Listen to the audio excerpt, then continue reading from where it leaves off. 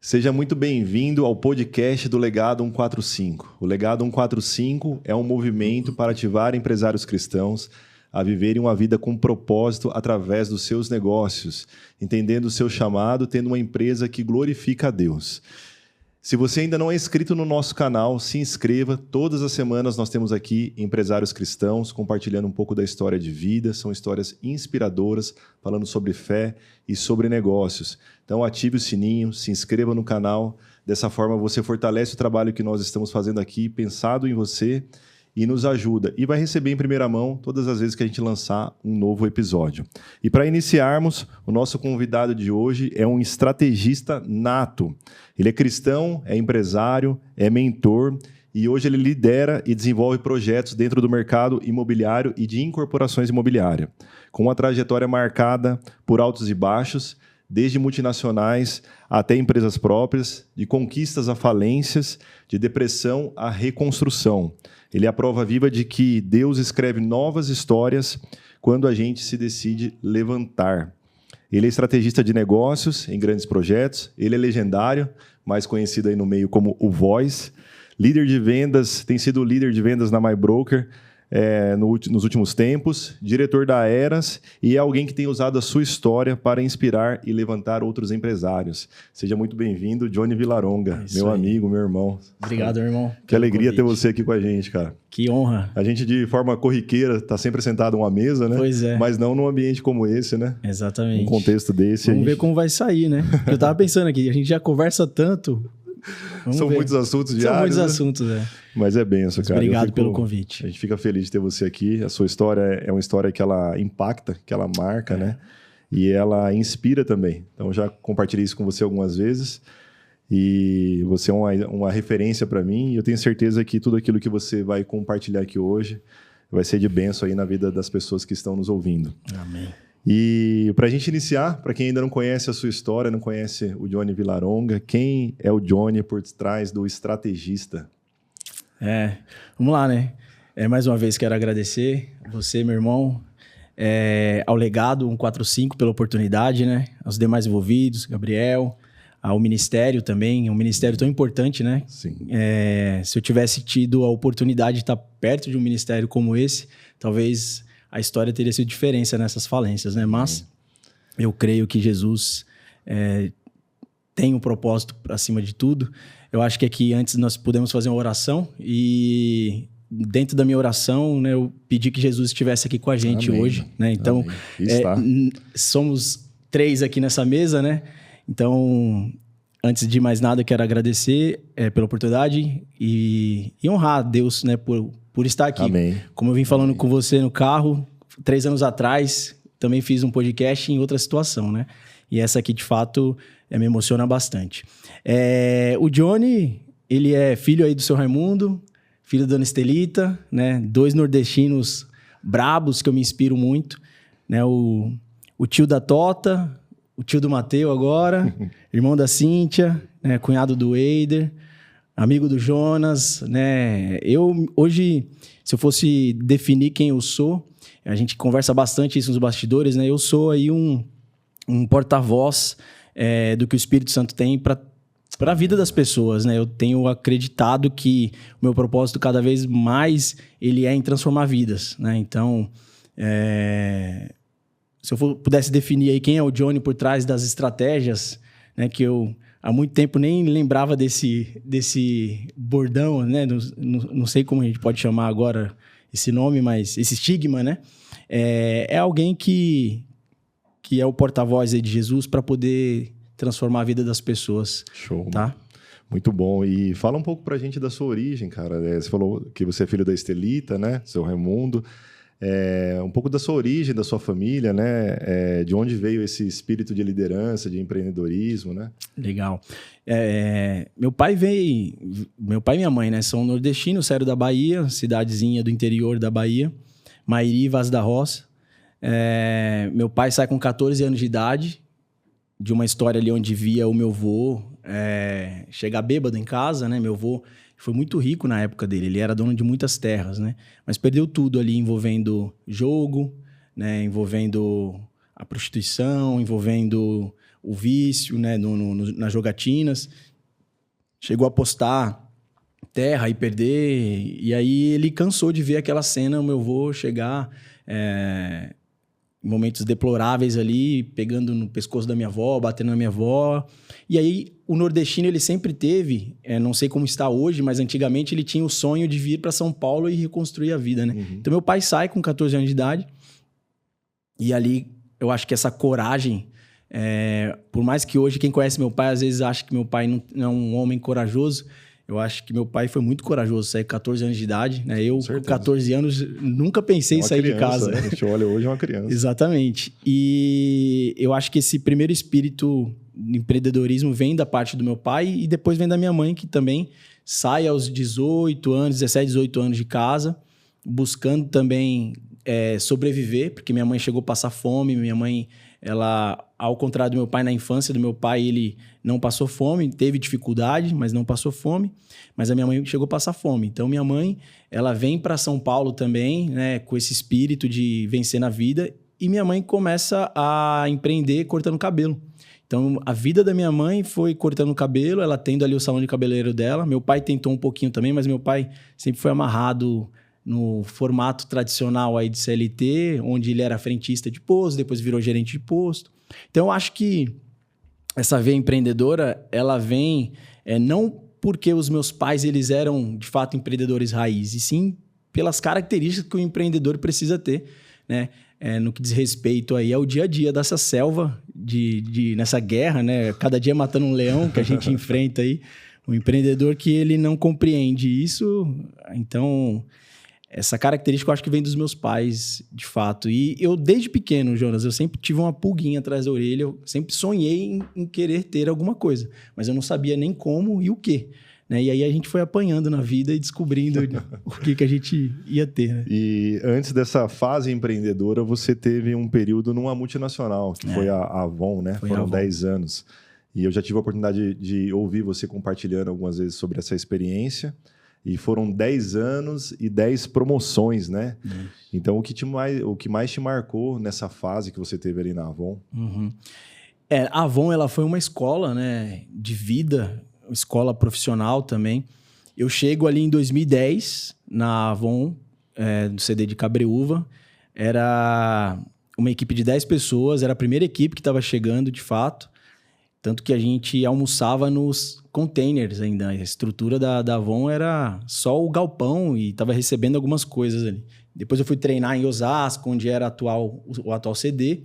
E depois de 2 meses que a gente volta. Ali eu entro como operador 1. E foi muito engraçado que, olhando aqui agora e fazendo uma análise, Cabreúva foi um trabalhar de Deus assim nas nossas vidas, né? Porque por um bom tempo meu pai ele tentou morar em algumas cidades, então eu tenho um repertório, tanto que eu sou carioca, mas eu não tenho sotaque. Então eu tenho um repertório de visitar cidades, né? Um pouco cigano, né? Várias mudanças. Várias mudanças. Com certeza não ganhou do Gabriel, que já mudou umas 40 vezes, eu acho, né? Então ainda não bati esse número aí. E aí Cabreúva é uma nova tentativa, né? Nessa nova tentativa, eu venho também desacreditado, porque eu havia sido frentista aos 18 anos. Meu primeiro emprego, de fato, que eu ganhei uma graninha, que eu aprendi a vender, inclusive. Né? E aí a gente chega em 2009, 2010, a gente chega aqui em Cabreúva. E aí eu entro na Avon Cosméticos como operador 1, separando ali os produtos para as caixas das revendedoras, né?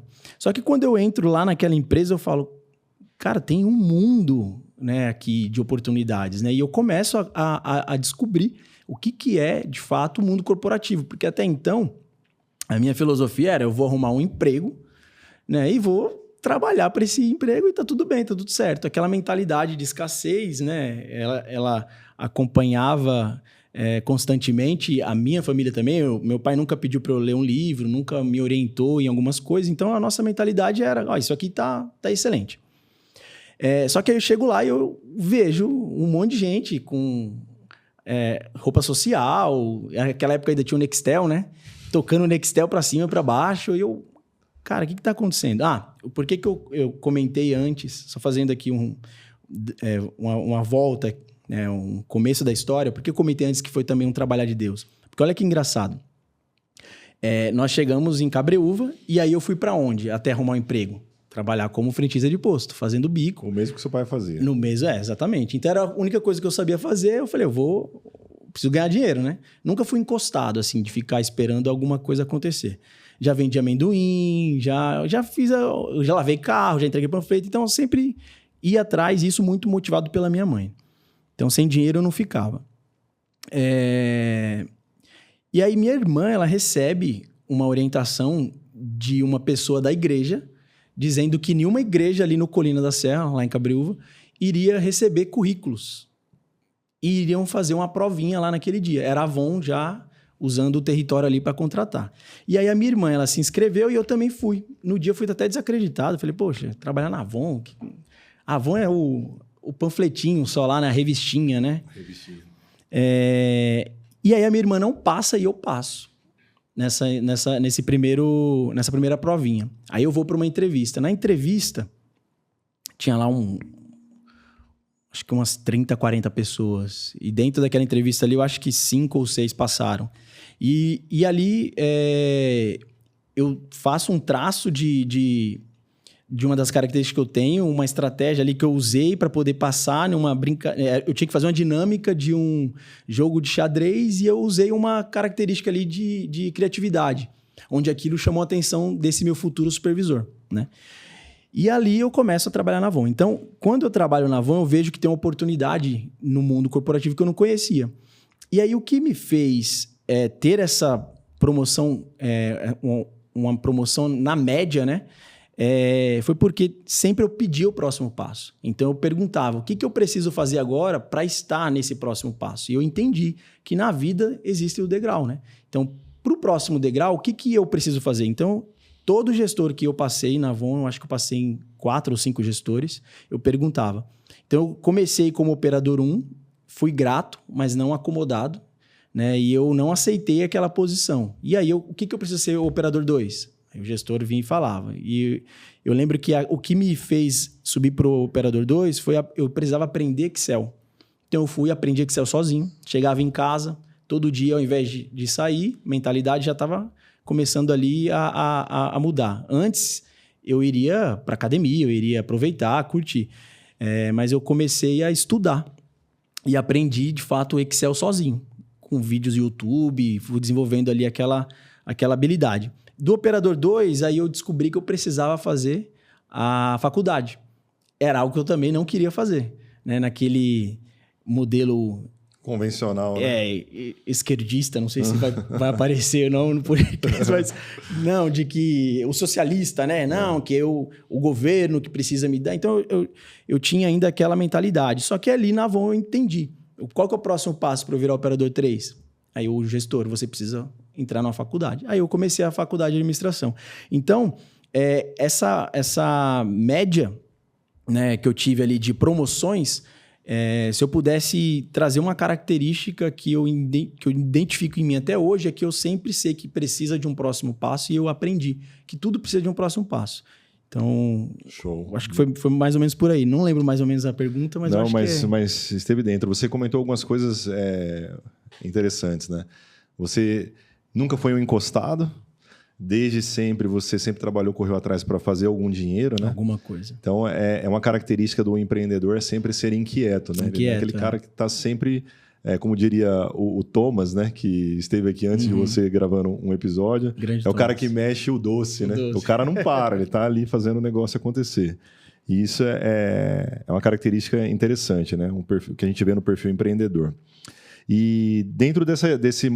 Você sempre foi um cara inquieto, você sempre correu atrás e você não queria seguir as vias, né, tradicionais aí, de estudo e tudo mais, mas você tinha algo muito claro, que você queria era crescer. Exatamente. Né? Você queria sair daquela circunstância. Imaginava que tinha uma forma, alguma mas coisa, não sabia como ainda. fazer, né? E aí, em que momento você decidiu sair para empreender? Tá. Durante esses 10 anos... né, que eu tive essa carreira, eu acabei sendo conhecido mesmo na Avon por conta dessa dessa história, né? Que eu acabei conhecendo muita gente, então eu era muito proativo, eu não era o tal do braço curto, né? Então eu conhecia muita gente, eu tinha uma certa relevância ali na Avon. E se eu, na época que eu pensei em empreender, na época eu estava ganhando ali cerca de 7, 8 mil reais. Para minha idade, estava excelente. Mas ainda aquilo já não me brilhava mais, né? Então, eu entendia que para que eu pudesse continuar crescendo, ou eu iria ter que dispensar muito tempo estudando, porque eu olhava os VPs da Avon e os caras, assim, passam horas e horas estudando. O cara tem que ter um inglês, o cara tem que ter um espanhol e pós em cima de pós, e pós em cima de pós, e doutorado, não sei o quê. E há uma exigência de fato, né? Ou eu faria isso, ou eu iria, de fato, arriscar para algo meu. Então, o que sempre me trouxe essa inquietude de querer ter algo meu? É porque quando eu sou uma pessoa criativa e quando a criação ela barra, né, em algumas barreiras, a gente fica um pouco incomodado, né? E você trabalhando numa empresa, você tem ali um certo limite, né? Até onde você pode, de fato, intraempreender, né? E aquilo começou a me incomodar muito. Então, a minha criatividade ela começou a ficar já abafada, sufocada. E aí eu comecei a olhar para fora. Então, eu já não estudava mais só para dentro. Eu comecei a estudar para fora. E estudando para fora foi onde eu conheci ali o Flávio Augusto. Eu comecei a ver algumas referências do mercado, né? O Érico Rocha na época, com marketing digital. Inclusive, se eu tivesse entrado no marketing digital naquela época... Tava multimilionário. Quem sabe, né? Multimilionário. Isso era 2019. Então, eu comecei a ver um mundo fora. Então, da mesma forma, quando eu entrei na Avon, eu descobri o mundo lá dentro. Quando eu comecei a estudar fora, eu descobri o mundo do lado de fora. E aí é o passarinho querendo voar, né? O passarinho descobrir que tem um mundo além da gaiola. Então, aquilo já não me cabia mais. Então, eu falei, não, agora eu preciso fazer alguma coisa para mim. E foi bem na transição da Avon e Natura. Quando a Natura comprou a Avon, a gente teve a oportunidade de escolher se a gente ficava ou se era mandado embora. Então, ali foi a oportunidade que eu tive de empreender, né? Então, eu peguei o dinheiro ali da rescisão e aí eu tentei empreender, porque foi as minhas primeiras decepções no empreendedorismo. Eu achei que eu estava pronto, só que eu descobri que ainda tinha muita coisa para aprender, né? A minha limitação em relação ao mundo corporativo, ela não me preparou para o game do empreendedorismo, mas ela me trouxe muita bagagem do que eu consigo utilizar hoje. Mas naquele momento, eu achei que era o suficiente, né? Então, era um momento que eu precisava, por exemplo, aprender a vender, saber vender. E naquela época eu não sabia. Tanto que eu tinha um complexo de rejeição ali, que eu só fui descobrir anos depois, e eu acho que muito perto ali da época que eu tive, né, a depressão de fato, porque até então eu não sabia que tinha esse complexo de rejeição por trás. Mas eu tinha medo de levar um não, né? E aí eu não gostava de vender. Então, quando alguém falava sobre vendas, eu falava, cara, a pior área que existe é vendas, entendeu? E aí eu descobri depois que, na verdade, eu estava muito mais atrelado a algo, né, psicológico do que especificamente de habilidades, né? E nesse período aí você empreendeu algumas vezes, né? E quebrou algumas vezes, né? Então esse aí foi o processo de aprendizado e o custo do aprendizado, né? E o que cada quebra dessa ou cada falência, se a gente pode dizer assim, te ensinou sobre o propósito, né? E sobre você mesmo, sobre o propósito de empreender e sobre si mesmo. Perfeito. Ambas as vezes que eu iniciei um negócio, falando aqui num contexto já mais espiritual, né? Ambos os negócios que eu comecei, eu não havia envolvido Deus. Então, em 2019, eu já estava afastado, né? 2017 eu tinha me convertido, 2019, quando eu saí da Avon, eu já estava afastado. O primeiro aprendizado que eu tive ali, eu comprei uma franquia de saquinho de pão, e eu comecei uma marca de semijoias. Comecei com uma namorada. E aí eu descobri, naquele momento ali, que negócios são negócios. Então foi o primeiro aprendizado que eu tive. Eu aprendi a começar a entender que as coisas tem limites, né? Ali foi um investimento que eu fiz, acabei tendo um problema muito por conta da pandemia também, uma continha ou outra ali que a gente ficou devendo, mas foi algo tranquilo para recuperar, né? E aí, em 2020, eu começo a empreender na área da saúde. Uma das empresas que mais impactaram, assim, que eu trago pro mérito ali da falência, né? Foi a X, que eu tive a oportunidade de estar com uma prima minha. Eu saí antes, né? Então eu não tive a oportunidade ali, de fato, de ver a empresa fechando, mas eu considero que foi um processo de falência ali, porque ali, quando eu saio dessa sociedade, eu começo a impactar as outras que eu estava à frente, né? Então, nessa primeira, eu aprendi sobre o momento certo. Então, ali me trouxe algumas bagagens, né? Me trouxe algumas experiências de com quem você deve se envolver, com quem você deve falar, quais são as estruturas que você deve ter. Então, essa primeira empresa, ela me trouxe hoje alguns aprendizados que não são tão marcantes como as outras duas. Nessa mesma época, onde a gente tinha a X, que eram as 3 clínicas itinerantes, nós quisemos ali ter um braço, que era uma das clínicas, era a clínica de vacinas. Essa sim foi uma das empresas que me trouxe muito aprendizado, né? Porque quando eu saio da X, aí fica somente ali a clínica de vacinas e o braço da sociedade, onde que eu tinha com outros sócios, que não eram com a sócia, né, da área da saúde, onde eu tinha ali uma sociedade no bar e restaurante no Itabibi. Então, foi uma fase financeiramente muito boa, até que as coisas começaram a ter problema ali. Se tratando da clínica de vacinas, o maior aprendizado que eu tive foi... Eu envolvi outras coisas novamente, né? Outras coisas que não eram somente negócio. Então, ali era uma clínica que eu pensava em dar uma oportunidade para o meu pai, tá trabalhando também, dar uma oportunidade futuramente para minha irmã. Então, eu agi muito mais na emoção do que olhando números, né? Então, o maior aprendizado que eu tive nessa questão da clínica foi de olhar números e olhar também contratos. Modelo de negócio. Modelo de negócio. Porque ali estava envelopado um modelo de negócio que era uma franquia onde ele não trouxe transparência nos números para mim. Então, eu acho que muito pela emoção que eu estava acometido, né? Já tinha saído da clínica, eu comecei a ver o bar e restaurante não funcionar mais, tinha feito um grande aporte, aí a depressão já estava tomando conta ali, eu dei os próximos passos. Então, a saída da sociedade, ela começa o meu processo de falência, porque ali eu começo a ter um faturamento menor, uma renda menor, eu tive já que modificar o meu custo de vida, e ali a parte da emoção ela já estava comprometida, né? Então, dali para frente, as decisões elas não eram mais decisões seguras mais, tá? E você estava... o que te levou à depressão, ou o gatilho para a depressão, foi essa fase empreendedora? Foi o contexto do empreendedorismo? Você enxerga dessa forma ou não? Eu enxergo sim, porque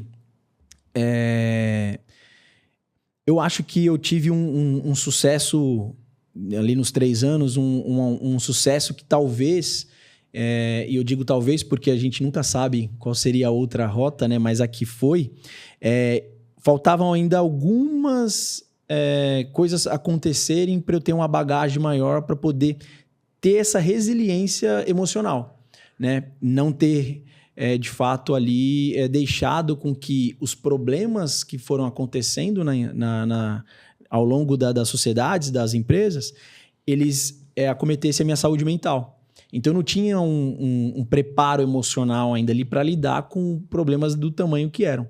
Então, eu acho que o estopim ali foi, de fato, essa incidência de problemas, né? E o engraçado é que tudo que eu colocava à mão dava errado. Então, dali para frente, olhando apenas fisicamente, eu vejo que, de fato, essa depressão ela veio por conta dos negócios. Mas, olhando espiritualmente, eu também imagino que era o começo de um processo, de uma limpa, né? Que eu precisava passar. Porque, recapitulando, nenhuma das empresas eu havia colocado Deus na frente, né? Eu fui pela força do braço. Então, eu acho que Deus falou assim, olha, você quer ver até onde você vai? Então, eu vou deixar você ir até onde você pode ir com a sua expertise, com tudo que você aprendeu no dia a dia, e você vai ver que você vai ir muito bem. Mas tem uma parte que não é você, que aí sou eu. Que é o que a gente tem até vivido ultimamente, né? Sim. Que é aquela parte onde não tem a viabilidade, aí é onde entra Deus. Tudo que é viável fazer, a gente vai fazer, né? Se precisar sentar. Eu lembro que a construção da Ex Saúde, que foi com a minha prima, nós fizemos em 15 dias. Porque ela foi lá para minha casa na época e a gente passava o dia, ia dormir 2, 3 horas da manhã, acordava 6 horas, 7 horas. Então, assim, a gente desenvolveu todo o processo da empresa em 15 dias. Muito pela bagagem que eu tinha de construção de processos que eu adquiri na Avon, né? Que lá da Avon eu saio como consultor de projetos, então eu acabo tendo uma bagagem de construção de processos. Mas não foi o suficiente, né? Porque o lado espiritual, ele estava deplorável naquela época. Então, a parte que eu poderia fazer, eu acho que ele deixou, de fato, para mostrar. Até aqui você pode ir. E eu vou te dar a oportunidade de você ver. Mas o outro passo, aí se você não está comigo... E devia ter o fator também Dona Estelita orando, né? Também, Ele orando para o filho retomar os caminhos, eu né? Não tenho dúvida. Aí minha mãe, meu pai, minha irmã, o pessoal que... Né, o Eider, a oração não devia faltar, não. E nesse processo, irmão, qual que foi o ponto mais escuro da depressão? Cara, olha... O ponto mais escuro da depressão, eu vi que até algo ia vir aí perto disso, né? Eu acho que o ponto mais difícil da depressão é você ficar sozinho, cara. Mais escuro, assim. Porque eu aprendi recentemente que quando você aceita Jesus, o sopro do Espírito Santo, ele acontece ali agora em você. Antes você ainda não tinha, e agora você passa a ter o Espírito Santo, e agora ele tá com você. Só que eu não sabia, né? Eu estava afastado e eu não tinha esse conhecimento, então eu não sabia que tinha alguém ali, que era só eu levantar a mão. Eu tinha esquecido totalmente disso. E aí você entra num processo de patinar mesmo, sabe? Tipo, o engraçado é que eu tive sonhos na infância, que os meus sonhos, e eu acordava assustado, eu estava num vazio, sabe? E era isso que eu sentia. Você já tinha tido essa visão lá atrás. E eu acho que... já tive alguns sonhos aí que Deus me mostrava as coisas e acontecia de fato, né? Inclusive faz tempo que eu não tenho. Eu acho que eu tive recentemente alguma coisa, né? Mas de fato, essa sensação, cara, é algo que assim, eu não desejo pra ninguém. Porque a sensação de você estar sozinho, de você ser um nada, sabe? De você estar vazio. Eu acho que é o fundo da depressão, assim, é o lado mais escuro. E aí, eu vejo... Não dizendo que justifica, mas eu entendo uma pessoa tirar a vida dela quando ela está na depressão. Porque por mais que eu estava longe ali dos caminhos, eu sabia, né, o peso de um suicídio, né? E não somente espiritual, mas o que eu ia deixar, né? Qual legado eu ia deixar para minha família, né? Que os meus pais, minha irmã, meus sobrinhos, meus amigos iam lembrar de mim. Você falou uma coisa uma vez que me marcou muito, que era um vazio tão profundo que você não tinha nem a vontade de se matar, mas você tinha perdido a vontade de viver. Né? Então isso é algo muito pesado, né? É pesado. É muito pesado. Esses dias e às vezes a gente fala coisa que a gente, né? A gente já comentou isso já. Às vezes um fala uma coisa e a gente grava mas eu falei uma coisa pra Bela, né, minha namorada, que eu falei o seguinte pra ela, falei, é bom demais viver. Viver é bom demais. E ela deu risada, né? Porque ela viu simplicidade na frase, mas profundidade ao mesmo tempo.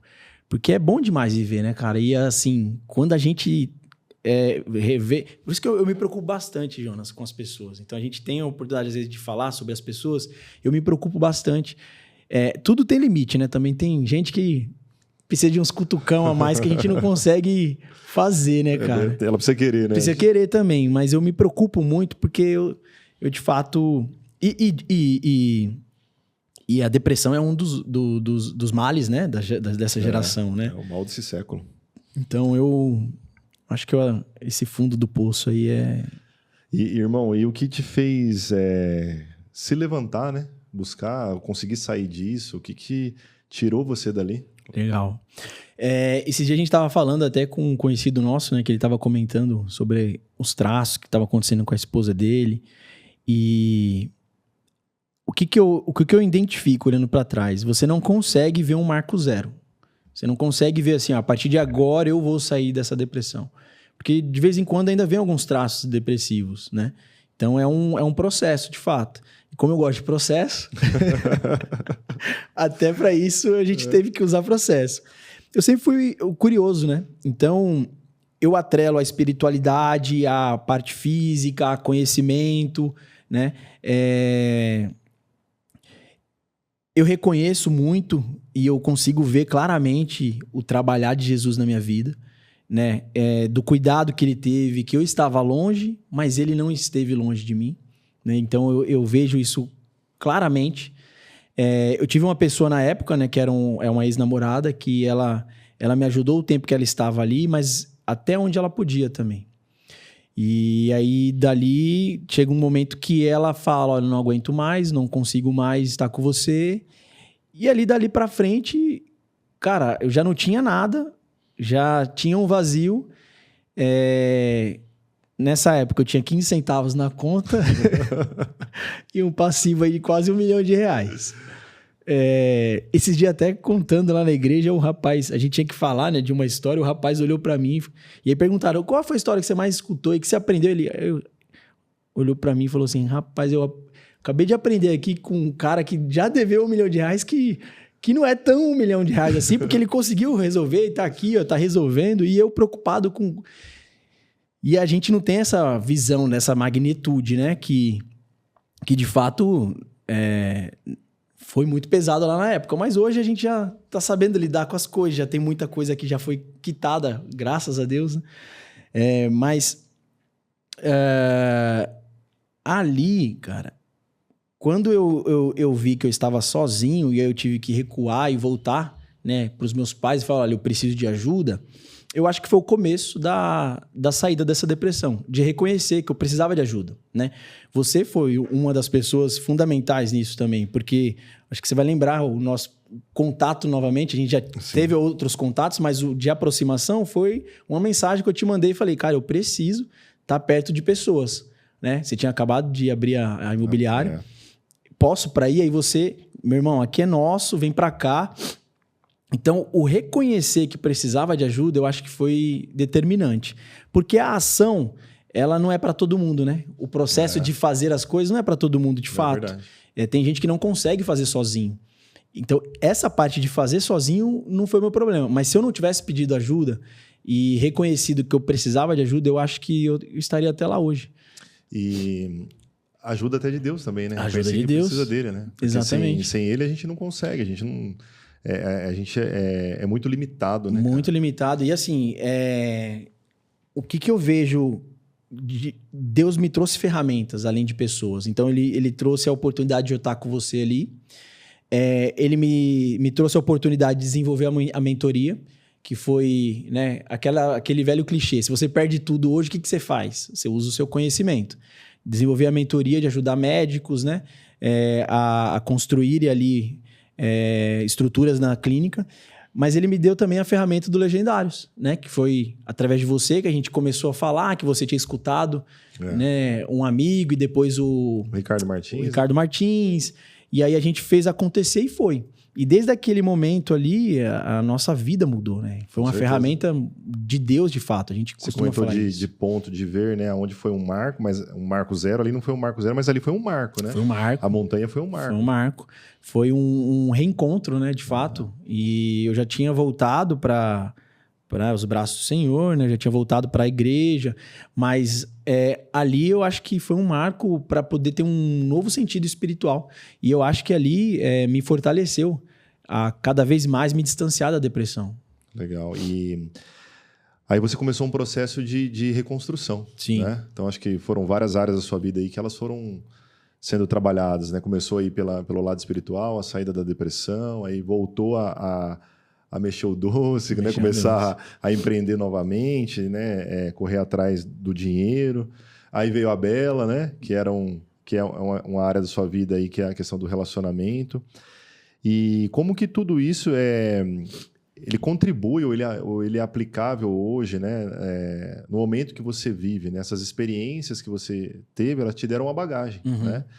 E como que isso impacta a vida, como você leva ela hoje, né? Como você conduz ela hoje, além a questão da fé, a questão dos problemas que você já teve, as experiências ruins também, né? E esse reencontro com Deus, né? Esse levantamento aí, como é que isso se encaixa na sua vida hoje? Uma coisa, eu desenvolvi uma característica espiritual que eu não tinha. A minha fé era de Tomé. Eu precisava ver para crer. Só que você não tem nada para ver. Como é que você vai crer? E aí eu tive que aprender a crer sem ver, né? Então, dali para frente, Jonas, assim, eu tenho certeza, cara, que a gente vai estar lá na frente, vai ver os nossos netos assim, a gente vai poder contar muita coisa boa para poder inspirá-los, né? Porque eu vejo, eu aprendi a construir as coisas do zero de novo, né? Então, eu tive que aprender a fazer do zero. Não estamos onde gostaríamos ainda, mas nós vamos chegar lá e nós sabemos para onde estamos indo, né? Tudo no tempo de Deus. Mas eu vejo que essa fé que hoje eu tenho, de acreditar que as coisas vão acontecer e ver o mundo espiritual de outra forma, eu acho que ela é crucial para esse meu momento. Depois da mentoria, eu tive a oportunidade de assumir ali a gerência, né? Na imobiliária, na My Broker. Pegar um time, né, de pessoas que, teoricamente, eram os improváveis, né? E hoje são referências, né? São histórias dignas de serem contadas. Histórias dignas de serem contadas. E eu vejo, cara, que a minha fé, ela tá diferente. Hoje eu acredito nas coisas de uma forma diferente. Acho que até um momento, eu não lembro qual foi o contexto, mas acho que foi também falando da montanha que eu aprendi a reconhecer a fé em coisas simples, né? Porque antes eu esperava ver uma montanha mudando de fato, de lado, de posição, as coisas acontecendo, coisas... fugiu a palavra aqui agora, mas coisas astronômicas, coisas sobrenaturais para acreditar que Deus estava operando. E não, Deus opera no simples também, né? E aí essa construção do simples, ela foi fortalecendo a minha fé, ela foi me ajudando a ter a paciência, a resiliência, né? Esses dias eu escutei, né, o pessoal falando que estava conversando sobre mim, aí falaram, olha, isso porque você não viu... né? Como ele chegou, né? Falando da minha resiliência, né? Falando, eu conheço uma pessoa resiliente, aí foi até o Diel contando que o Eider falou, né? Meu cunhado. Isso porque você não conhece o Johnny. Então, assim, eu vejo que pessoas têm percepções de mim que eu nem tinha noção às vezes, mas que de fato me trouxeram até aqui. Então, a resiliência, a minha fé mudou, a paciência mudou, a confiança no processo. Já desconfiei algumas vezes, será que o que eu estou fazendo está certo ou não? Na imobiliária, às vezes, no primeiro semestre, a gente teve esse papo, né? Eu falei, cara, será que eu estou fazendo certo? Não estou entendendo. E você sempre falou. Acho que você foi uma das pessoas que mais acreditou no Johnny. Tanto que é que nós somos sócios hoje. Mas eu já cheguei a desacreditar, sabe? De falar, cara, eu acho que o que eu estou fazendo não está dando certo. Será que eu não sou um fake? Será que... O que eu acho não é, então... Eu acho que tinha até uma questão do momento também, porque tinha esse momento de reconstrução, né? Você tem um time também ali, tem um momento da vida, tem a idade também, então a gente fica, acho que, na ansiedade de ver as coisas acontecer rápido, né? Que aquelas coisas aconteçam rápido. E o processo, ele tem um tempo para acontecer, né? Tem. E a gente, lá no nosso contexto, a gente sempre fala sobre plantio, né? Mas Entre plantar e colher tem um tempo também. Tem um tempo. Né? E a gente percebe que não é todo mundo que entende isso e não aguarda isso, né? Eu acho que quando eu começo se eu pudesse avaliar qual que é a diferença entre as pessoas, a primeira coisa que sempre vem na minha cabeça é isso. É as pessoas que não conseguem esperar o próximo passo. Né? Lembrando um pouquinho lá do que eu comecei falando da Avon, que eu entendo que sempre tem um próximo passo. Se você não espera se preparar para ter o próximo passo, cara, eu acho que isso é determinante para a nossa vida, né? E aí vem somado o lado espiritual. Hoje eu tenho certeza que se eu de novo tivesse empreendido e tentando sem Deus, seriam outros resultados. Eu vejo a mão de Deus nítida na nossa vida. Assim. Então, ou seja, a fé potencializa os seus negócios. Com certeza. Muito bom, irmão. E caminhando um pouco para as características aí de empreendedorismo, né? Características profissionais, você sempre foi reconhecido como um cara que é um bom estrategista, né? Que é um cara muito bom com métodos e processos. Você cria processos, você desenvolve, você fez a escola, né? A formação do G4, que isso eu acho que te trouxe uma bagagem aí gigantesca, já investiu muito em autodesenvolvimento, já participou de masterminds, né? E com essa bagagem toda, você criou algumas metodologias, né? E como que você aplica tudo isso hoje nos seus negócios ou no mercado imobiliário, na Aeras, né? Como é que você coloca isso em prática? Eu já fui algumas centenas aí de investimento. Eu gosto de fazer, né? Investir ali no G4, investir no Davi, esqueci o Davi Braga, né? No Davi Braga, já no Lázaro Carmo, esqueci agora. Ramos? Não é Lázaro Ramos, não. Enfim, eu gosto de fato de fazer esse desenvolvimento porque eu acho que a gente aprende, né, com quem está fazendo, né? E aí a gente volta para casa e aplica. Se tratando de metodologia, o que eu entendo? Eu entendo que existe o começo, meio e fim. E aí, trazendo para a espiritualidade do que há tempo para todas as coisas, né? Você trouxe aí uma referência do há tempo de plantar, né? E o de colher. E o de colher. Então, é engraçado que, na minha cabeça, o processo ele funciona de uma naturalidade, cara, que eu entendo que não adianta eu querer fazer algo que vem depois, porque não vai dar certo. Então, às vezes eu tenho até uma dificuldade, né, de lidar com as pessoas que não compreendem isso. E aí foi até uma escola, a MyBroker, porque eu tive que aprender a equalizar o nível de maturidade e conhecimento também. Porque nem todo mundo tem esse raciocínio lógico tão rápido em relação aos processos e a gente precisa dar um passo atrás no que diz respeito à aplicação da metodologia. Mas uma coisa que eu identifiquei é que sempre, né, e é até clichê, tudo ele está em volta ali de pessoas. Ele termina com pessoas. Então, processos e pessoas. Processos e pessoas. Então, processos e pessoas, propósito e pessoas, tudo e pessoas. Então, eu acho que o maior conhecimento que eu tive ao longo desses aprendizados, do que eu posso embarcar em relação às metodologias, isso é muito interessante mesmo, que eu consigo, de fato, trazer algumas metodologias práticas, pegando um pouquinho de cada lugar onde eu passei, mas sempre tentando trazer agora, o fator pessoas, porque antes eu olhava só processos. Então, antes eu olhava o processo e esquecia de olhar para pessoas, né? Então, eu acho que essa bagagem, hoje eu estou num outro play, muito por conta disso. Eu entendi o meu propósito, né? Eu entendi que, de fato, eu tenho a contribuir com as pessoas. Então, eu acho que é uma soma de fatores aí que trazem esse momento, sabe? E você quebrou algumas vezes.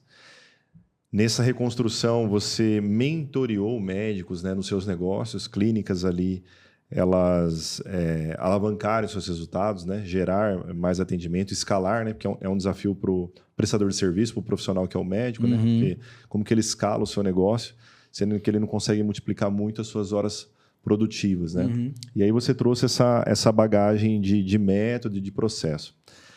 E contou um pouco da história da fé também, que a fé potencializa os seus negócios.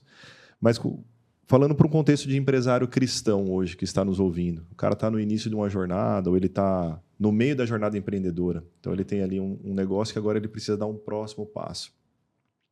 Quais os pilares que você acha que são mais importantes? É a fé? São métodos e processos ou são pessoas? Eu acho que os três, cara. Eu acho que a fé, ela é aquela motivação que você precisa para o dia a dia, porque nem todo dia você vai acordar com vontade de vencer. Tem dia que você tá mal, tem dia que você não tá bem, né? Que alguma coisa deu errado.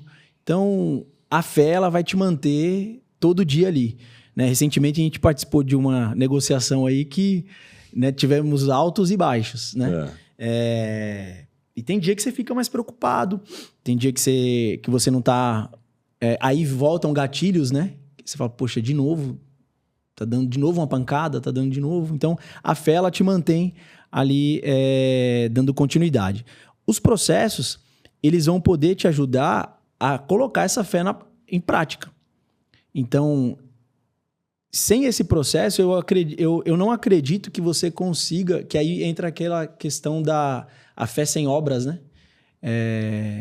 A sua fé sem obras, ela é vã, morta, né? Ela é morta. Então, para eu colocar a minha fé em prática, eu preciso ter um processo. Então, hoje eu vou acordar acreditando que vai ser um dia bom. Mas o que eu vou fazer para esse dia se tornar bom? Né? Então, o que cabe a mim, né? O que cabe a mim, eu vou acordar e vou ficar no sofá ou eu vou acordar, tirar ali um dia... para me organizar, para entender o que eu preciso fazer, né? E a questão das pessoas é que eu aprendi que a gente não faz nada sozinho. Então, fé, processos e pessoas, eu acho que é um bom trio aí para começar qualquer negócio. É um bom tripé de sucesso. Um bom tripé de sucesso, porque infelizmente ou felizmente, não sei aí o que a gente pode trazer aqui como reflexão, talvez infelizmente, hoje eu conheço alguns cristãos que não estão bem nos seus negócios.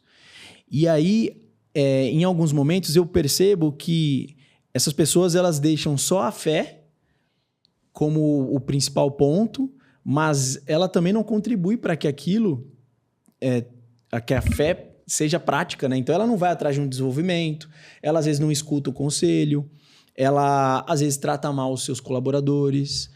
Então, ela não busca um conhecimento, ela acredita que o que ela tem é o suficiente. Mas aí a fé dela está, talvez, né, direcionada de uma forma que não vai contribuir para ele naquele momento. Não isolando o trabalhar de Deus, mas a gente sabe muito bem que Deus precisa da nossa parte aqui, no que diz respeito a buscar mais, né? Então, eu preciso buscar mais, eu entrego a minha empresa, eu entrego o direcionamento do que eu vou fazer para Deus, mas e o que eu vou contribuir com isso? Então, qual que é a minha parte? Qual que é a minha parte nessa? E um ponto interessante que você trouxe aí sobre essa questão da mentoria, e aí trazendo para a fé, é que eu já escutei algumas pessoas falando, quem é esse cara, depois de ter quebrado, querendo ensinar um outro empresário a ter sucesso, né? Ou até com relação à área também, né? Quem é você para ensinar um médico, né? Se você não é da área, exatamente, se você não é médico. Exatamente. Então, assim, as pessoas, elas desconsideram o que você construiu. Elas sempre vão olhar para você no resultado que você está entregando naquele momento. Se você não está entregando um resultado que, na visão dela, é positivo naquele momento, você não serve, né? Mas aí é onde eu vejo que a fé, ela contribui também. Porque se você tem fé no que você está colocando em prática, já vem um resultado que você vai mostrar. Então, lembra aquele cara que tentou te mostrar algo? Olha aqui o resultado. Mas se eu não tivesse tido fé no que eu estou ensinando, também eu não teria um resultado coerente, né? E outra coisa que a gente escuta bastante no mundo do empreendedorismo, os Estados Unidos, por exemplo, não tem essa cultura de achar que o cara que quebrou ele é um fracassado, né? O Brasil que tem essa cultura, né? Mas recentemente até escutei num podcast isso. O cara que quebra, ele descobriu 1000 formas, né? De como não fazer de novo. Exatamente. Então, ele tem como ensinar essas pessoas. Então, eu atrelo também a fé na persistência, na compreensão de que se você ainda não conseguiu algo, você vai conseguir de uma determinada forma aquilo. O que se você tá sem fé também, você pode, né? E aí, às vezes você vê algumas pessoas patinando porque ela começa algo e não termina. E aí ela vai para outro e nunca para. Porque talvez ela também não tenha fé no que ela tá desenvolvendo no processo.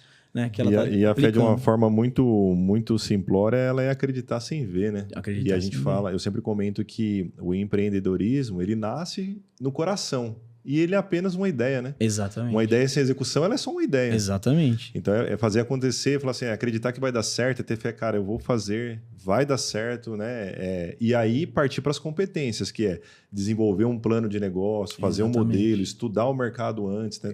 Também não sair empreendendo só por fé, né?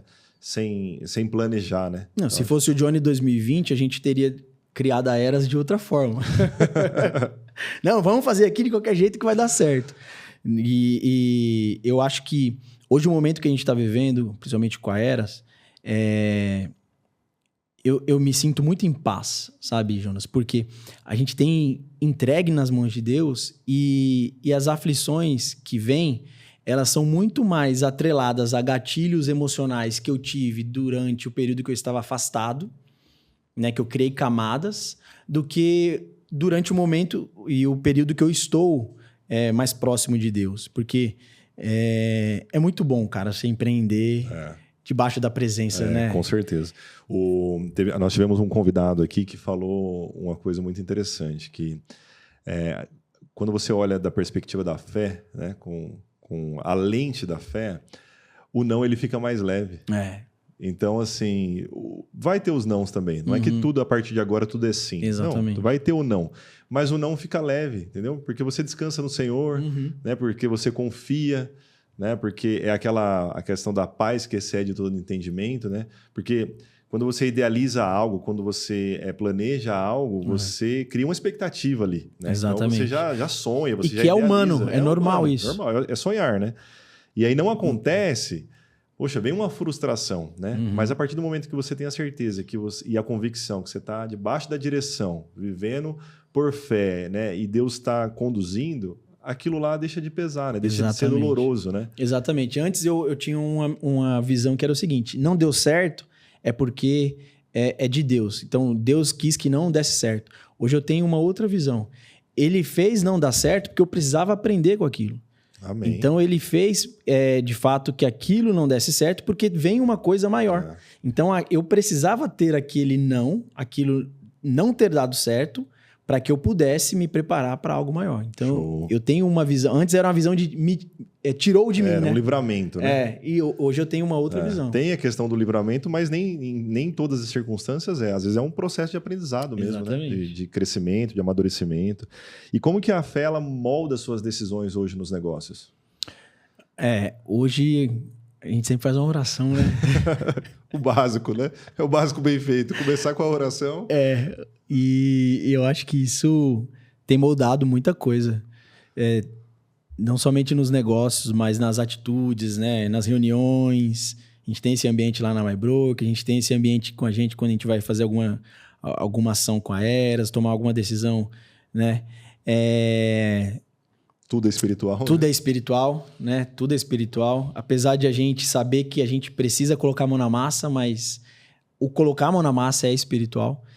E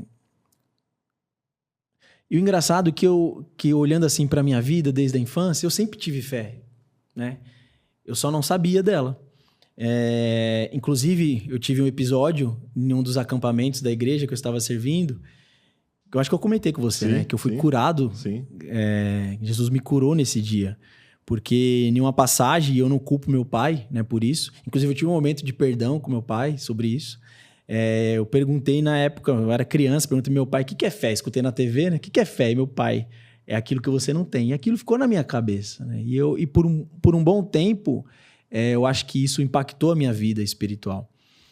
Mas no momento ali do acampamento da Casa de Deus, eu fui curado. Jesus me libertou disso. Então, a fé, ela molda não somente os negócios, mas acho que tudo na minha vida, né? Eu acredito muito que Deus, de fato, está olhando por nós, que Deus, de fato, ele tem cuidado de cada detalhe, né? E mesmo nos dias que a gente atrapalha o cuidado dele, né? Que tem isso também. Tem isso. Aqui, o ser humano, ele nasceu para dar cabeçada. Infelizmente, essa é a realidade. Quando a gente coloca um pouquinho ali a carroça na frente do burro, né? Ele vai e ainda cuida da gente, né? Ele repreende a gente da forma como deve repreender, com o amor e zelo que ele tem, né? Eu sou uma pessoa que entende o poder da repreensão, né? Eu fui moldado dessa forma no mundo corporativo e no mundo espiritual não poderia ser diferente, né? Então, eu vejo o cuidado de Deus puxando a nossa orelha de vez em quando. Então, a fé, ela molda muita coisa na minha vida. Legal, mano. E como que você traz princípios espirituais para a rotina do seu trabalho, da empresa? Como é que é a fé no dia a dia dos seus negócios? É uma pergunta bem profunda, porque a gente está no dia a dia lidando com muitas pessoas que às vezes você encontra pessoas que não compactam da sua fé, né? E você tem que ter um cuidado ali nesse mundo de mimimi que existe hoje, com as coisas que você vai falar, com as coisas que você vai fazer. E a gente procura não ser... É Pedro, né? Que nega Jesus 3 vezes ali, né? Então, eu acho que esse cuidado, eu tomo esse cuidado. Eu tento, né, tomar esse cuidado. De em algumas mesas que a gente sentar, a gente saber a hora de recuar, né? Algumas palavras que a gente gostaria de falar, a verdade, né? Na carne ali, mas a gente não fala, porque nós precisamos ser luz, né? A gente precisa ser o sal da terra. Então, o lado espiritual, ele tem nos ajudado não somente aí na vida do dia a dia, mas, de fato, ele ajuda, ele contribui, né, nos negócios. Porque esse dia a dia da nossa... de a gente estar com pessoas, às vezes, que, né? Puxa, às vezes o cara quer fazer uma coisa errada e você, cara, não é bem por aí, não é isso que eu quero.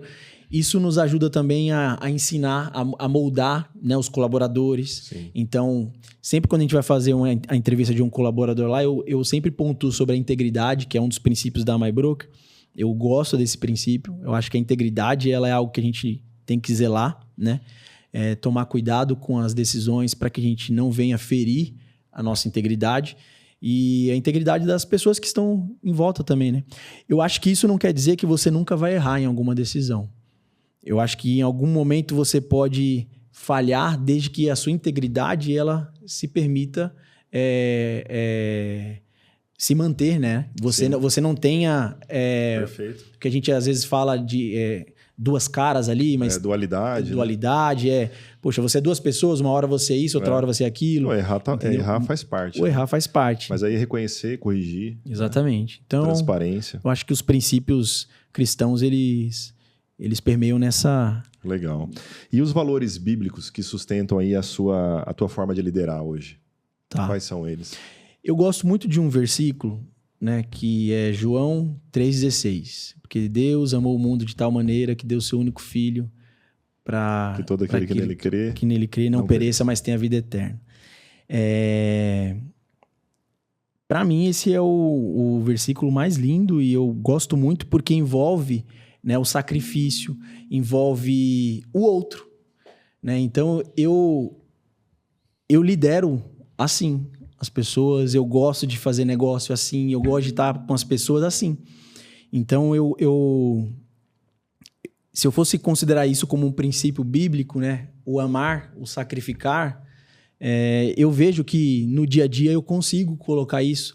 Em alguns momentos a gente falha, né, de novo, somos falhos, mas eu tento sempre manter nisso, Jonas, sempre tentar trazer ali, cara, mas espera aí, o que eu posso fazer um pouquinho... o que eu posso sacrificar um pouquinho, o que eu posso deixar, e às vezes a gente sacrifica até demais, né? Às vezes a gente faz umas orações para poder ajudar o encostado, às vezes a gente faz algumas coisinhas a mais ali, mas muito por conta desse princípio bíblico, eu vejo... A mão sempre vai estar estendida, né? Sempre vai estar estendida, cara. Até hoje eu não vejo... Às vezes até as pessoas me perguntam, você é terapeuta? Você fez curso de psicologia? Eu sempre... É uma boa analogia. A mão sempre vai estar estendida. Então, eu sempre estou disposto ali a me sacrificar um pouquinho mais. Aprendi também a cercar um pouquinho, né? Para que os meus limites eles também não sejam ultrapassados e que a pessoa não monta em cima, mas eu tenho seguido dessa forma. Hein? Muito bom, irmão. Como que sua empresa hoje, ela impacta a eternidade? Só pergunta profunda aí, né? Esse é o objetivo aqui, trazer reflexão. Como que aprender juntos. A empresa ela impacta na eternidade? Gera um legado para a eternidade, né? O primeiro semestre da gente, né, enquanto time na imobiliária, ele não foi um semestre bom. Esse semestre ele já é um semestre diferente. E eu tive uma reunião com o time que eu falei o seguinte: eu sempre levei em paralelo a MyBroker e o que a gente está construindo da Eras. E a Eras ela vem em uma pegada mais lenta, mais encaixando no momento, a gente se preparando para muita coisa que vai acontecer. A gente sabe do tamanho, do peso da responsabilidade, né? Então a gente veio construindo, desenhando, e ali em paralelo tocando. Hoje eu não tenho ainda um papagaio para criar, né? Então, eu tenho muito tempo. Então, eu chego cedo, vou embora tarde, né? Não tem essa responsabilidade que vocês têm, por exemplo, ter que ir para casa, cuidar dos filhos. Então, me sobra um pouco mais de tempo. Vamos ver o que a Bela vai fazer aí nos próximos anos. E aí, eu tive uma reunião com o time e eu falei com eles o seguinte: eu sempre falei para vocês que eu sabia para onde eu estava indo. E eu sempre dei oportunidade para vocês irem comigo. Porque se vocês não seguirem comigo, eu vou continuar, meu irmão. Eu não vou parar. Eu vou continuar. Então, vem comigo. Por quê? Eu quero deixar um legado. E esse legado eu quero... E foi nessas palavras que eu falei para os meninos. Eu quero, quando sair da MyBroker ou quando...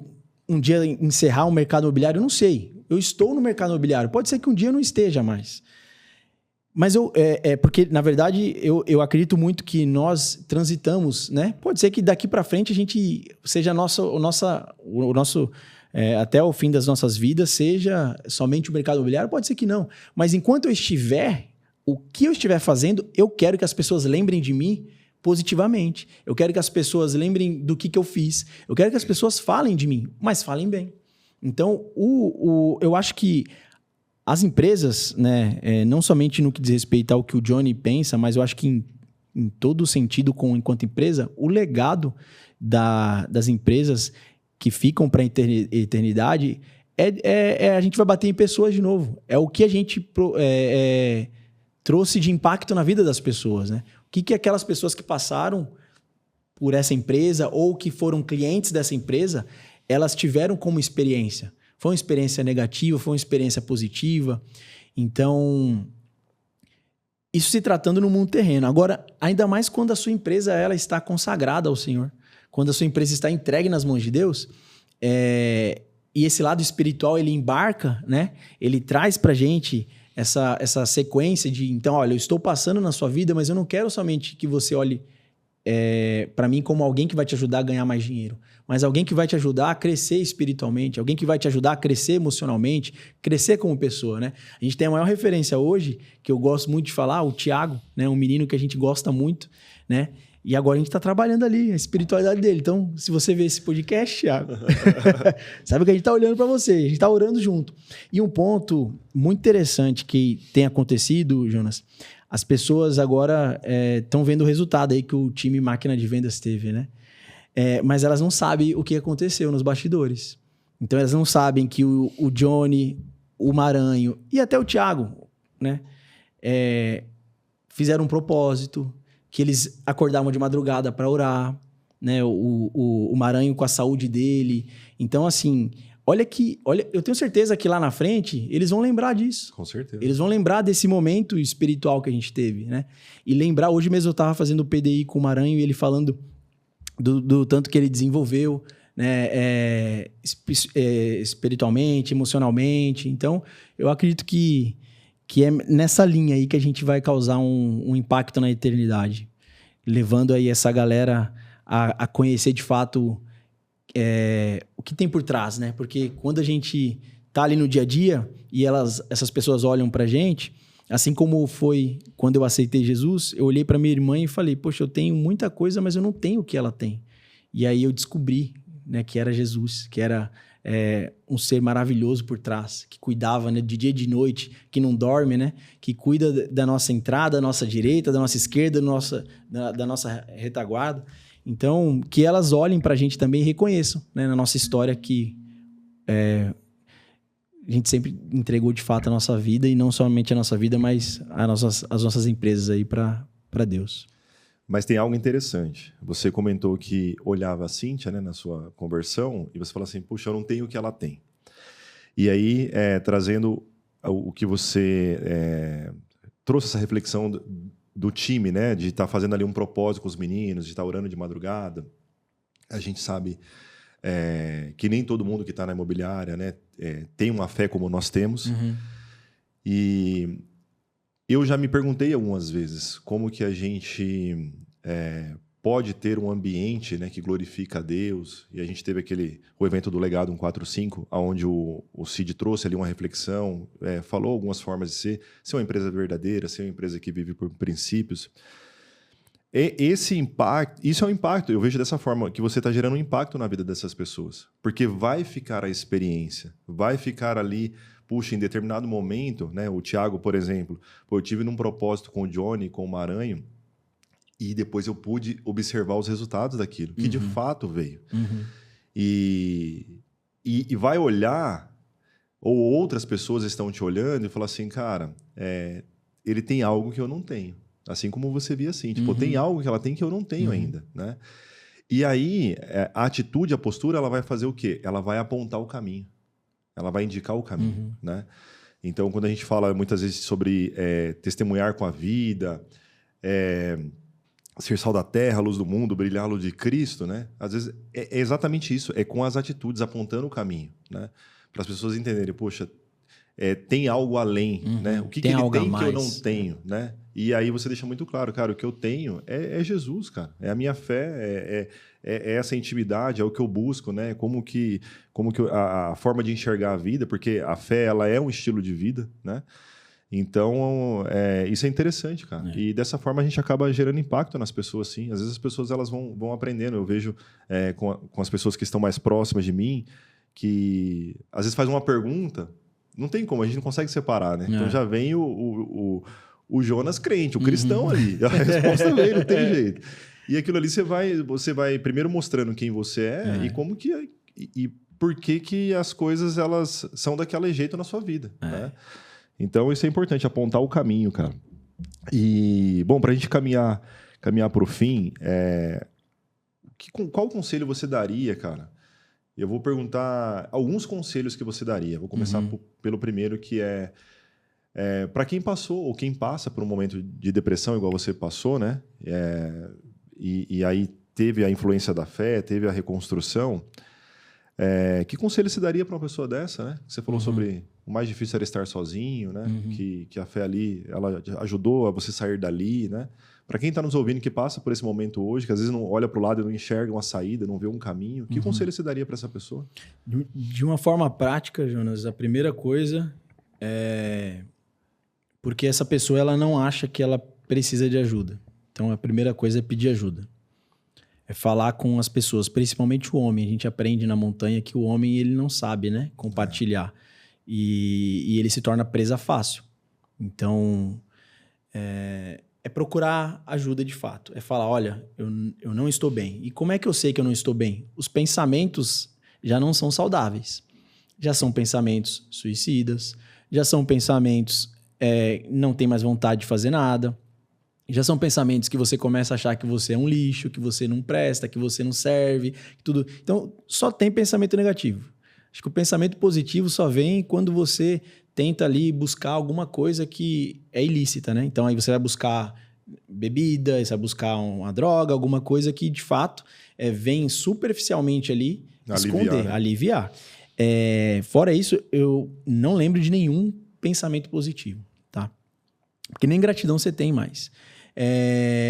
Outra forma prática, e aí, para alguns, é tranquilo você já fazer essa retomada no que diz respeito à fé, mas para outros não, porque ainda talvez ou não conhece, ou não conhece, ou não está dentro da igreja, porque eu acredito que esse podcast ele vai alcançar pessoas que ainda, né, com certeza. não estão dentro do mundo cristão ali. Mas para quem é cristão, é lembrar do propósito, né? Eu comecei lembrando de quem eu era e quem eu me tornei, né? Aí o processo de gratidão ele vem aos poucos. Para quem não é de fato buscar uma ajuda de um terapeuta, de um psicólogo, porque aí ele vai trazer coisas que você não conhece, que estão mais profundas. E então eu faria em 3 fases, né? Na primeira, buscar ajuda dos familiares. Até para não deixarem você sozinho, né? Para que você não venha fazer de fato alguma coisa. Segundo, ou a sua fé ou ajuda de um psicólogo. Eu acabei fazendo as 2 coisas, mas primeiro eu fui através de um psicólogo, depois veio a fé. Na época eu estava afastado, né? E em terceiro, é mudar de ambiente. Eu acho que mudar de ambiente, ele me ajudou bastante também. Então, eu saio de Sorocaba, venho para Cabreúva e eu começo a frequentar lá a imobiliária. Tanto que eu acho que eu comentei recentemente, né? Mas eu não lembro se você já sabia, mas naquele processo, quando eu cheguei ali, eu ainda estava em depressão. Você comentou. Né? Então, às vezes a gente conversava e talvez você nem imaginava. Né? Às vezes você está dando risada ali, mas ninguém sabe o que está acontecendo por trás. Mas ali foi o estopim, né? Então, você mudar de ambiente, você mudar de atividade. E aí, isso aqui mais de uma forma mais geral, mais genérica, né? Cada um vai modular. Então, esse mudar de ambiente pode ser um esporte, pode ser uma igreja, pode ser uma escola, uma faculdade, um trabalho. Mas a mudança de ambiente, ela contribuiu bastante também. Legal, irmão. E para quem está empreendendo, cara, você é o cara que já empreendeu e deu certo e que já empreendeu e não deu certo, né? E a gente sempre tenta trazer ali algum insight dentro daquilo que, poxa, quem está do outro lado, né, da tela, no caso, nos assistindo, fala assim, pô, eu estou fazendo aqui e não está dando certo. Por que será que não está dando certo? Qual é o conselho que você deixa para um cara que está empreendendo e às vezes está encontrando uma dificuldade? Que você possa dar um insight para esse cara, se é olhar para o método, olhar para o processo, olhar para o plano de negócio, né? Olhar para características, enfim. Qual conselho você daria para essa pessoa? Se for olhar para a empresa, eu acho que tem que olhar para o plano de negócio. Então, tem que entender que eu preciso... Teve uma pequena etapa ali de uns 4, 6 meses que eu entrei em uma aceleradora de negócios. E eu desenvolvi um app na época, né? Não sei se eu já te contei isso. Sim, já? Sim. Onde esse app ia ser um marketplace do mercado secundário de ingressos. E eu cheguei aí para a banca final, fiquei em terceiro colocado, em um grupo ali de mais de 40 empresas. Então, eu aprendi naquele desenho o que de fato você precisa em um modelo de negócio para ele ser monetizado. Então, eu preciso ter um público, eu preciso ter um produto e um canal.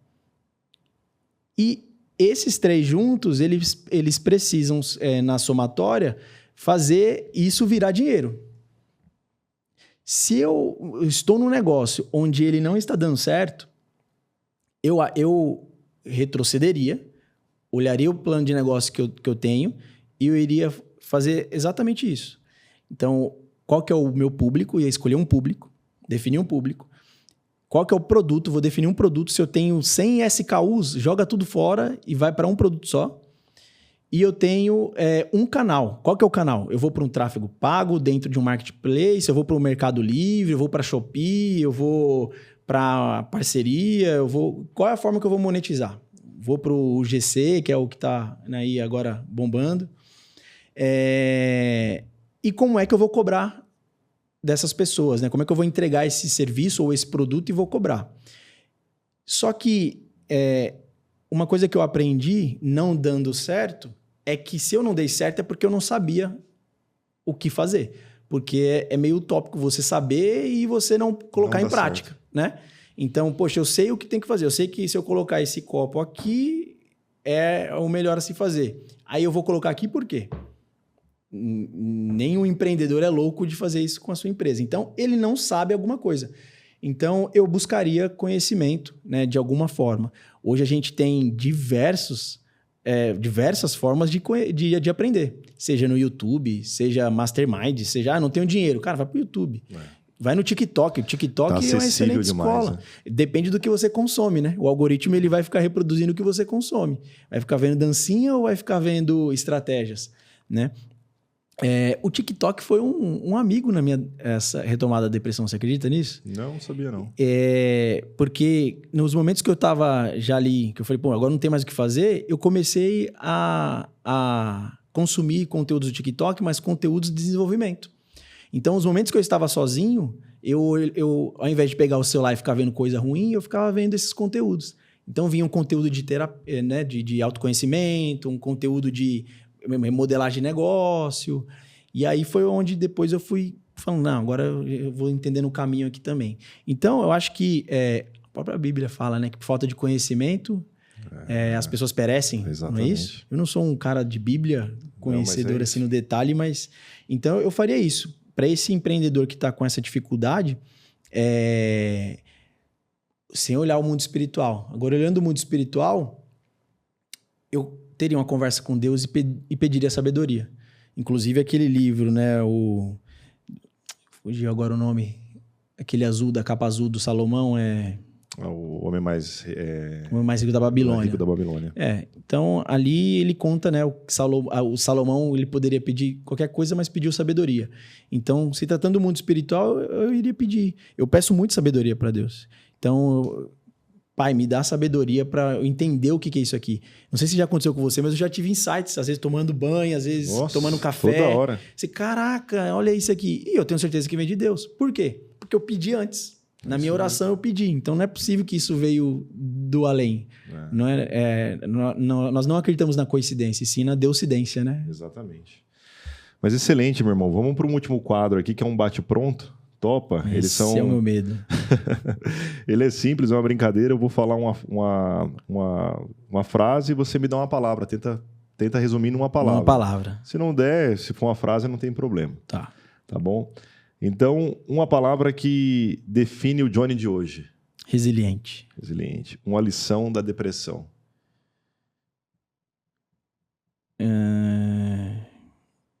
Uma lição da depressão... Recomeço. Um versículo que te sustenta. João 3,16. Um mentor que te marcou. Gustavo Barbosa. O bicho era bruto. Um hábito diário indispensável. Um hábito diário indispensável. Arrumar a cama. Melhor decisão profissional. Empreender.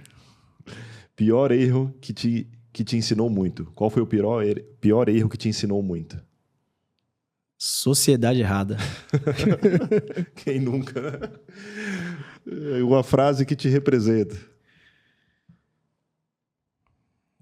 Cara, uma frase que me representa. Tinha algumas aí que eu não tô lembrando agora, mas... Uma frase que me representa. Pau na máquina. Pau na máquina. Carro, avião ou montanha? Não, só uma frase ali. Tá de algodão é uma frase. É verdade. Tá de algodão. Ele fica para os mais íntimos. Uma frase, aliás, mudando, né? Carro, avião ou montanha? Carro, avião ou montanha? Montanha para refletir, avião para viajar e carro para andar no dia a dia. O que mais te motiva todos os dias? O que mais me motiva todos os dias? Minha família, cara. Uau. Minha família é isso aí. Vou nem comentar, senão eu vou chorar. Muito bom. Meu irmão, nós estamos caminhando para o final. Queria te agradecer mais uma vez. Obrigado, viu, por vir aqui transbordar em nossas vidas, por compartilhar a sua história. É isso. Eu já falei isso no início, já falei para você algumas vezes, mas de fato é inspirador, né? E é uma alegria caminhar ao seu lado. E obrigado por ter aceitado aí o convite do podcast, né, do Legado 145. Com certeza você tem muito a contribuir com esse projeto. E queria passar a palavra para você, se quiser fazer algum agradecimento, fique à vontade. Não, eu que agradeço, tá?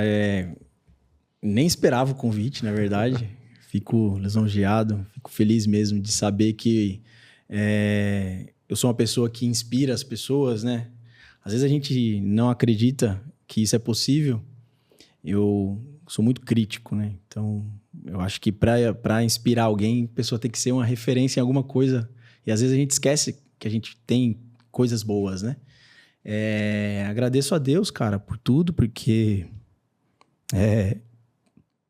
participar desse podcast, confesso para você que o dia que você comentou, acho que foi 15 dias atrás, né? Eu tava com o coração aflito, cara. Você sabe o motivo. E aí eu falei, poxa, eu vou lá contar o quê, né? Eu vou lá falar o quê?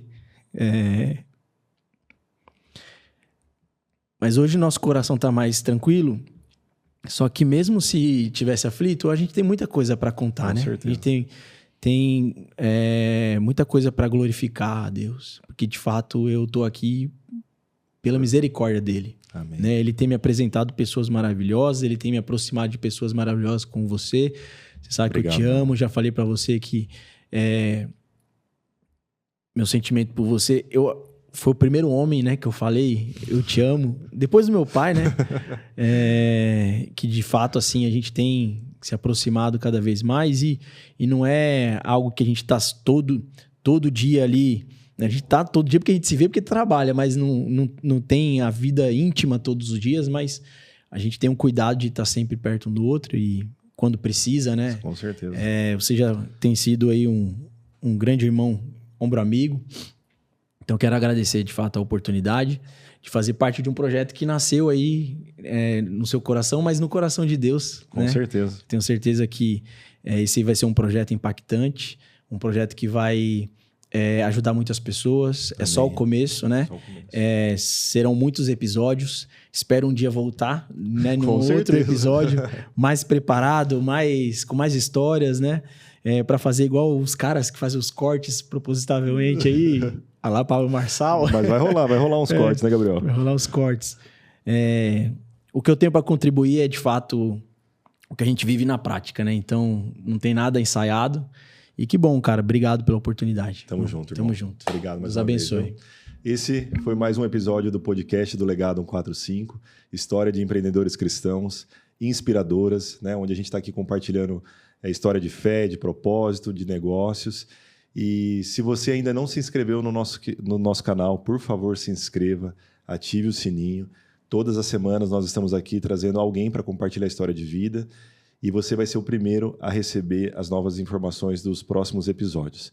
E para encerrar, Johnny, se Deus, as pessoas que você mais ama, sua família, seus amigos, seus mentores, estivessem te ouvindo agora, qual legado você gostaria que o seu nome carregasse? O legado que o meu nome carregasse, eu acho que não desistiu. Eu acho que é isso. Que eu não desisti e que as pessoas olhassem para mim e falassem. Não precisa se inspirar em mim, não, mas lembrar de não desistir. Que eu acho que quem não desiste aí... Tem uma música, né? Quem não desiste sempre alcança, então... Eu acho que é isso. Ele não desistiu. Esse foi o legado que o Johnny Villaronga deixou na Terra. Amém?